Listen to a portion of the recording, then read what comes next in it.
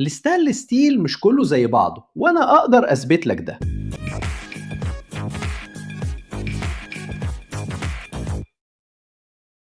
ازيكم يا عشاق الهندسة؟ النهاردة هنتكلم عن مادة حرفيا حواليك دلوقتي. ايوه، غالبا في ستانلس ستيل على بعد امتار قليلة منك. ممكن تلاقيه في مطبخك، في مستشفى، في عربية، او حتى في منشأة صناعية كبيرة. الستانلس ستيل موجود في كل مكان، وده مش صدفة. هو مرادف للمتانة والنظافة والمقاومة. بس في تفصيلة مهمة ناس كتير بتتجاهلها. مش كل ستانلس ستيل زي بعضه، وتصديق ده ممكن يكلفك كتير كتير جدا. اختيار النوع الغلط ممكن يسبب تآكل وفشل في الخامة وخسارة. فخلينا نبدأ من الأول. ايه اللي بيخلي الستانلس ستيل يبقى ستانلس؟ الإجابة في الكروم. بوجود على الأقل 10.5% كروم في التركيبة.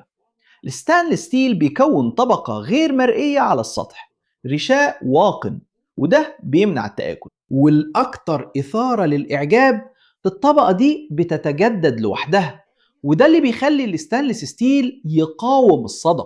بس دي مجرد بداية القصة، لأن في عيلة كاملة من أنواع الستانلس ستيل، وكل نوع ليه تركيبة مختلفة وسلوك مختلف تماما. وهنا اللعبة الحقيقية بتبدأ. يلا نبتدي بأكتر الأنواع شيوعا، الأوستنيتية.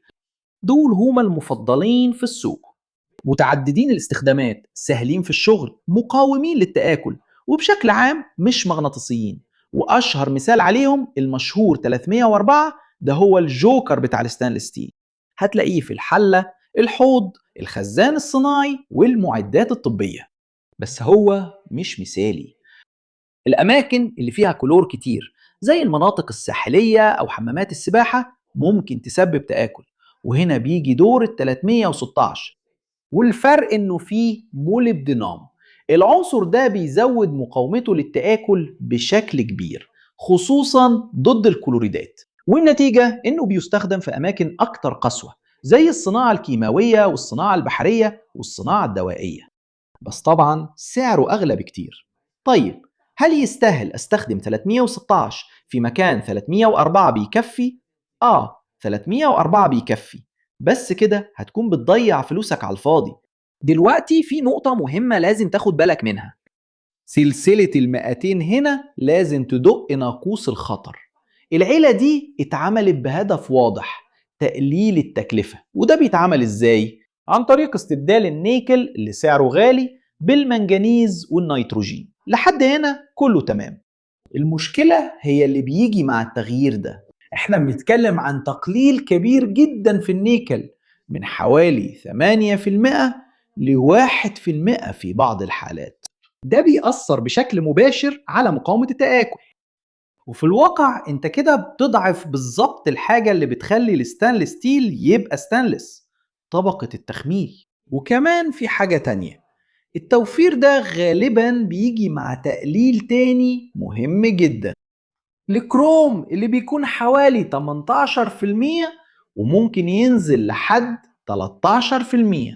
يعني كده انت بتقلل العنصرين الاساسيين اللي بيحموا المادة، والنتيجة هي صلب شكله شبه الستانلس ستيل، لكن في الحقيقة عنده فرصة أكبر بكتير إنه يصدأ.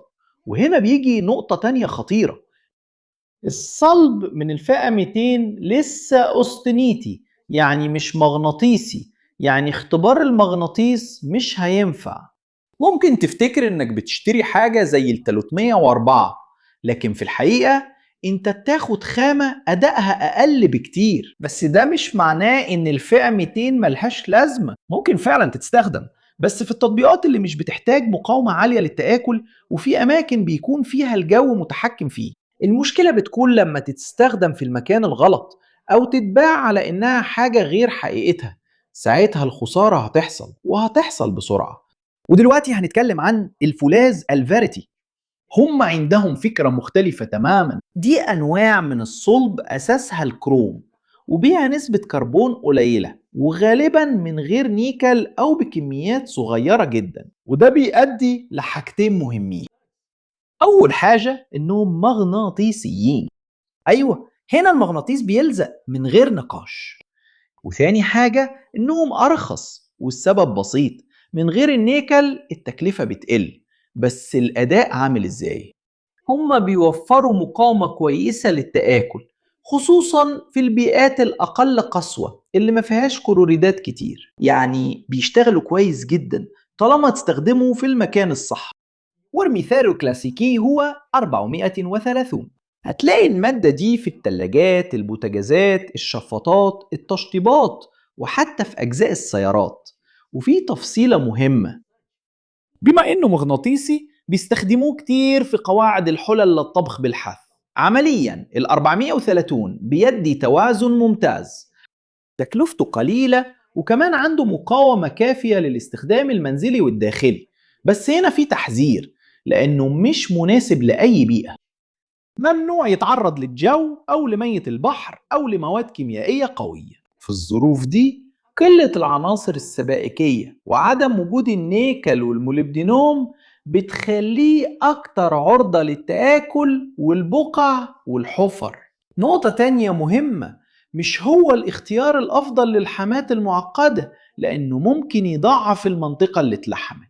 ودلوقتي غلطة شائعة جدا في السوق هي استبدال 430 ب 410. من ناحية الشكل هم شبه بعض، وكمان السعر ساعات بيكون أقل، بس من الناحية الفنية ده مشكلة. ال 410 فيه حوالي 12% كروم، في حين إن ال 430 فيه تقريبا 16%. الفرق ده شكله صغير، بس هو مش كده. هي بتأثر بشكل مباشر على مقاومة التآكل، والنتيجة إنك بتوفر في الشراء بس بتدفع بعدين بسبب الفشل المبكر. دلوقتي مش كل أنواع الستانلس الفيريتي بسيطة، في نسخ متطورة أكتر زي 444.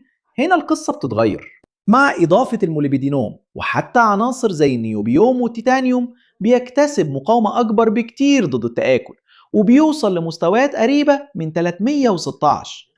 ولسه محافظ على ميزتين، لسه مغناطيسي وما بيعتمدش على النيكل. عشان كده بيستخدموه في تطبيقات أصعب زي خزانات المياه السخنة، المبادلات الحرارية، أنظمة التسخين، العوادم بتاعة العربيات، خصوصا في الأماكن اللي فيها كلوريدات. بس التكلفة لسه عامل مهم. بس مع كده ليه برضه حدوده؟ الفيريتك بشكل عام عندها ليونة أقل من الأوستناتيك، يعني مش مثالية للأشكال المعقدة قوي أو التطبيقات اللي محتاجة متانة عالية. بس هنا بيجي السؤال، لو أنا محتاج ستانلس ستيل فعلا صلب يقدر يقطع، يقاوم الاهتراء ويحافظ على الحد بتاعه، ساعتها بنغير العيلة خالص. الحل في المارتن سيتك. دول هما العضلات في عيلة الستانلس ستيل. هنا بيجي العنصر الأساسي، كربون أكتر مع الكروم ونسبة كربون أعلى، ولما يمروا بمعالجات حرارية زي التأسية والمراجعة، الأنواع دي من الصلب بتوصل لمستويات عالية جدا من الصلابة والمقاومة الميكانيكية. والنتيجة مادة معمولة لمقاومة الاهتراء والصدمات والقطع. وأيوة، زي الفيريتك هم كمان مغناطيسيين. مثال كلاسيكي هو 420. الصلب ده موجود في السكاكين، الأدوات الجراحية، الأدوات المحاور، الرول ممبلي، وكل حاجة لازم تتحمل الضرب وتفضل شغالة بكفاءة. الميزة الكبيرة هنا واضحة، إنه يحافظ على حد القطع. عشان كده الأنواع المارتنسيتية اللي فيها سبائك أكتر زي الكروم والموليبدينوم بتستخدم كتير في صناعة السكاكين الاحترافية. لما يكون المطلوب قطع دقيق وتحمل عالي، النوع ده من الصلب هو اللي بيستخدم. بس ليه تمن؟ وهنا ناس كتير بتغلط. الصلابة بتيجي على حساب مقاومة التآكل. الصلب المارتنسيتي مش معمول للبيئات القاسية، يعني مفيش مية بحر ولا كيماويات تقيلة ولا تعرض مستمر للتآكل، وكمان مش مناسبين للتطبيقات اللي بتحتاج متانة عالية. يعني ممكن يكونوا أكثر حساسية للصدمات، وفي احتمال يتكسروا من غير ما يتشوهوا كتير قبلها. يعني المارتن سيتي ممتاز لما المطلوب صلابة ومقاومة للاحتراق، لكن غير كده ممكن يكون اختيار غلط ومكلف. طب ولو عايز تجمع بين الميزتين، ساعتها غالبا هتحتاج تستخدم ستانلس ستيل دوبلكس. الاسم نفسه بيديك فكرة، احنا بنتكلم عن صلب ببانية مجهرية مزدوجة، نص اوستنيتي ونص فيريتي. نص فيريتي يعني ايه الكلام ده عمليا؟